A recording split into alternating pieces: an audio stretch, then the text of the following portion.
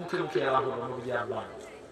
আবু বকর এলেন, ওমর বললেন যে বলবে মুহাম্মদ মারা গেছে তার গলা কেটে জবাই করে দেব, যে বলবে নবী মারা গেছে। আবু বকর বললেন এই ঠান্ডা হও, এই ঠান্ডা হও। এই সুযোগে কিছু মানুষ বললেন আমরা যাকাত দিব না। কিছু বললেন আমরা যাকাত দিব না। নবী দায় জমা করার দরকার নেই, যে যা করবে দাও বললেন। শুনেন মুসাইলামাতুল কাজ্জাব তিনি নবী দাবি করলেন, সুযোগে সদ্ব্যবহার, মুহাম্মদ মারা গেছে বলতে এবার আমি নবী। কিছু লোক গোমরাহ হয়ে ওর কাছে যে নবী মানলো তাকে, কিছু লোক যাকাত অস্বীকার করলো, কিছু লোক যাকাত ছেড়ে দিবে বললো, নবী ছেড়ে দিল, আরেকজনকে নবী মেনে নিল। আবু বকর চিন্তা ভাবনা, ওমর রাদিয়াল্লাহু তাআলা বললেন আবু বকর এখন ঠান্ডা মাথায় যা করা করতে হবে। আবু বকর বলেছিলেন বন্ধু শুনে নাও, জাহিলি যুগে সিংহ ছিলে, আরে ওমর মুসলমান হয়ে শিয়া হয়ে গেছে। আবু বকর কি বললেন শোনো, যারা রাসূলের যুগে যাকাত দিত এখন যদি যাকাত না দেয় তার বিরুদ্ধে জিহাদ ঘোষণা করলাম। নবীর যুগে উট যাকাত দিত, উটের গলায় রশি থাকতো, এখন শুধু উট দিবে রশি দিবে না। আমি আবু বকর তার বিরুদ্ধে যুদ্ধ ঘোষণা করলাম।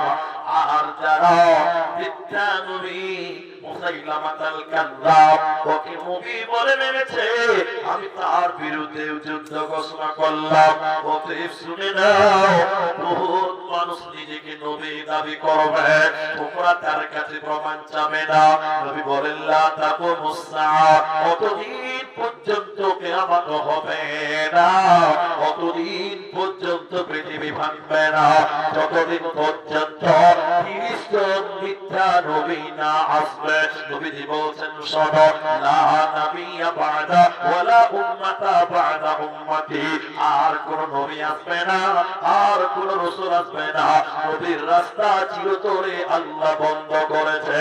ওকে কেউ যদি নবী চায় বেঈমান হবে, সে কোনদিন নবী হতে পারবে না। নাম্বার 6, এই বিষয়টা একটু ভাববেন, এই বিষয়টা ভাববেন। শুনুন হাদিসটাকে বলি, ইয়াতিয়ালান নাসি জামা, এমন একটা জামানা আসবে রে, এমন একটা ফিতনা আসবে রে, মানুষেরা যাকাত দিবে না। মালদা জেলার সুজাপুর বলে একটা জায়গা আছে, একদম ফোর লাইন, একজন বিশাল পয়সাওয়ালা মানুষ আমাকে ভালোবাসে, স্বর্ণের ব্যবসা, আরো ব্যবসা আছে, আর বললাম না। এবার আমাকে কেউ এসে বললো তার কাছে দিয়ে চলে, সিবিআই ফোন করবে। তিনি আমাকে বলছেন যে হুজুর ওরা কিন্তু আমাদের লোক নেই, ওরা হানাফি ভাষা। তো হলো তো কি হলো, মুসলমান। তো আমাকে বলছে হুজুর আমরা সুজা করে যে পরিমাণ যাকাত বের করি, টাকা যদি ঠিক কাজে ব্যবহার হয়, তাহলে আমার মনে হয় না মালদা জেলাতে কোনো গরিব থাকবে।